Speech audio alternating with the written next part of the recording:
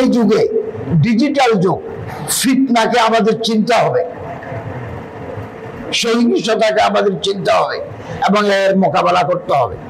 এখন artificial intelligence এটা বিরাট এক ফল। আপনাকে মুহূর্তের ভিতরে বেইজ্জত করে দেওয়ার জন্য আর্টিফিশিয়াল ইন্টেলিজেন্স ব্যবহার করা যায়। এই জন্য আলেমদেরকে, তালেব আলেমদেরকে এই নয় ফিতনে, যদি ফিতনের সাথে আমাদের পরিচিতি লাভ করতে হবে এবং এগুলো মোকাবেলা করার জন্য আমাদের প্রস্তুতি লাগবে। নহু, সরফ, ফিকহ, উসুল ফিকহ, হাদিস, আরবি লোহা, মন্তিক, হিকমত, এগুলো তো আমরা শিখবই। এগুলো আমাদের আসাসি কাজ, ইলমে নবুয়্যির মূল এগুলো। পাশাপাশি যদি চ্যালেঞ্জ আমাদের মোকাবেলা করার জন্য ওলামাদেরকে প্রস্তুত থাকতে হবে। আনতুম ফি রাবাতিন দায়েম, আমরা সবসময় যুদ্ধের ময়দানে আছি, সবসময়।